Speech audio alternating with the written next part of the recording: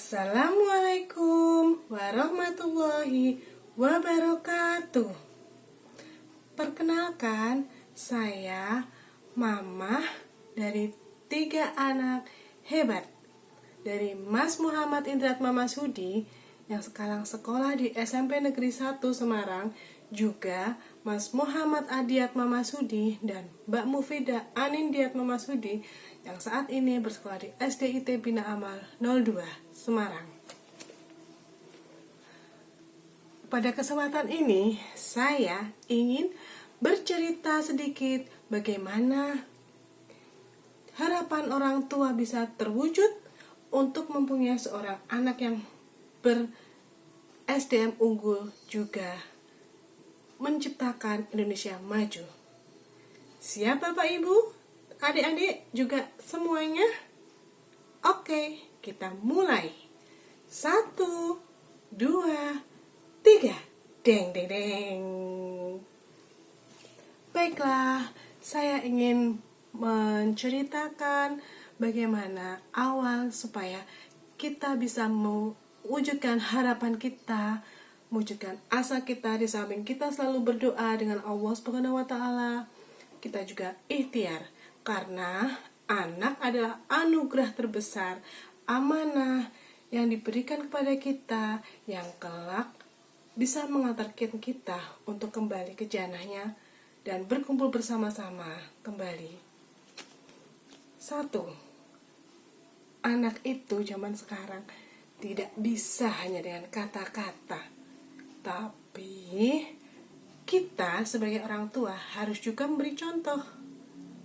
Misalnya, jika mendengar adzan, Allahu Akbar, Allahu Akbar, kita mengajak anak sholat. Ayo mas, adzan mas, adek sudah adzan, ayo kita sholat. Kita tidak hanya bisa menyuruh, tapi kita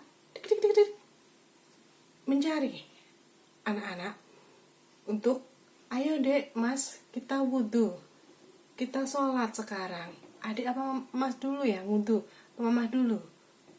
Baru insya Allah anak akan mengikuti jejak kita insya Allah. Bersama-sama kita sholat jamaah, anak mengikuti kita dari belakang. Kalau saya sudah Mas Indra yang kadang menjadi imam bagi saya. Ketika ayahnya belum pulang kerja dan dengar adzan, langsung bersama-sama kita sholat. Itu contoh 1. Yang kedua, kita melatih anak agar bisa mandiri. Contoh soal, jangan menjagakan atau istilahnya menggantungkan pada orang lain. Kita hanya boleh mengajar anak hanya bergantung pada Allah Subhanahu wa taala. Contohnya 1. Contoh kecil. Kita bisa mengajarkan anak mandiri jika mereka sudah makan, lalu kita mengajak anak untuk mencuci piringnya sendiri. Ayo dek, dicuci piringnya sendiri. Kita taruh bareng-bareng sama anak, piringnya taruh di wastafel, bergantian. Siapa yang mau nyuci dulu? Anak dilatih untuk mencuci piringnya sendiri supaya tidak menggantungkan orang lain. Ada bibi mah yang mau nyuciin, ada mama yang mau nyuciin. Oh tidak, itu makananmu sendiri, itu bekas piring, bekas makananmu, harus kamu yang mencuci. Itu contoh kecil kepada anak agar melatih kemandiriannya. Yang ketiga, peka terhadap lingkungan. Contoh soal, jika ada tamu, tok tok tok, Assalamualaikum, mamahnya lagi mandi, dek tolong mas, ada tamu, siapa? Insya Allah anak akan membuka pintu. Semoga anak buka pintu, atau kita pun tidak sedang mandi, kita sedang baca buku, kita bukakan dulu. Kita segera buka pintu bagi untuk tamu kita. Kemudian kita lari ke belakang untuk menyiapkan minum. Anak pun diajak, Adik, ayo bantu mama. Kita mengajak anak agar lebih peka terhadap lingkungan karena dia mendengar ada tamu. Ayo dek, bantu mama menyiapkan minum. Suatu saat jika ada tamu kembali, anak insya Allah pasti akan segera, oh iya ada tamu, saya harus segera bikinkan minuman. Tapi jangan salah, jangan lupa kita juga harus memberikan pengertian kepada anak.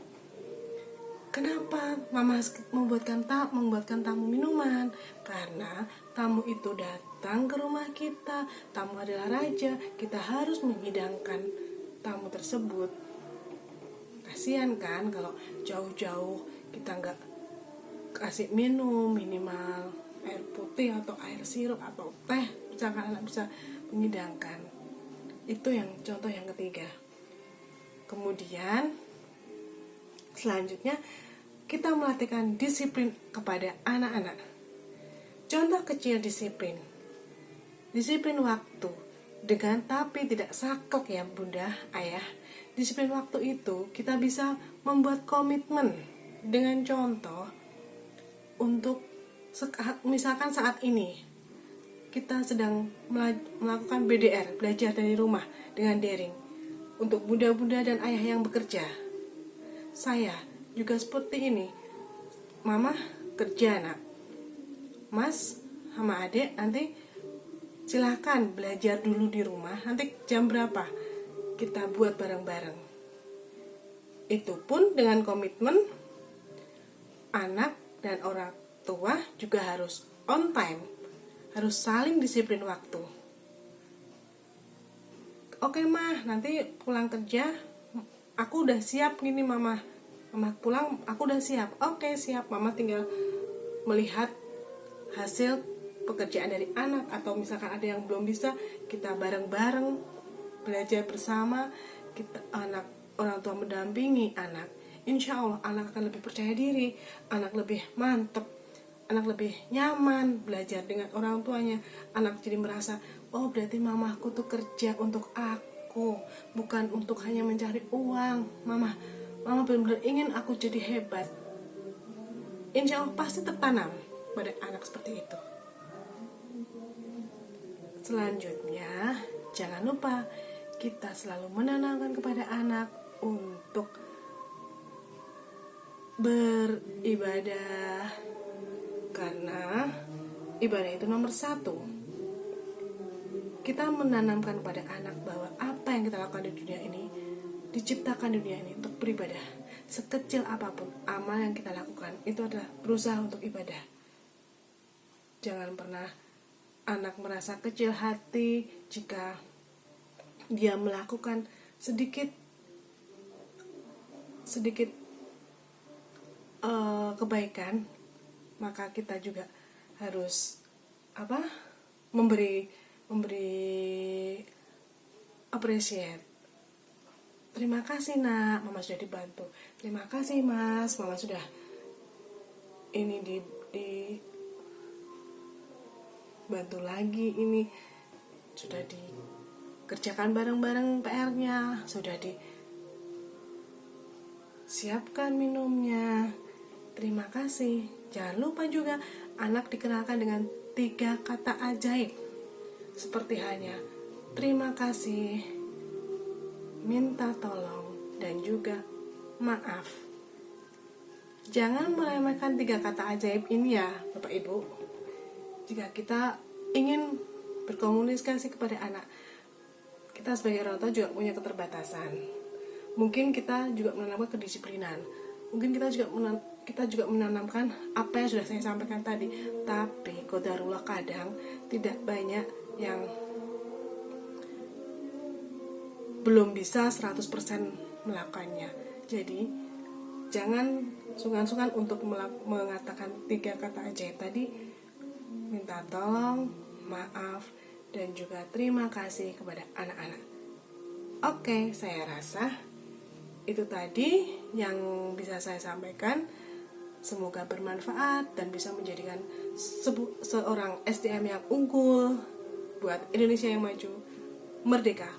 Wassalamualaikum warahmatullahi wabarakatuh.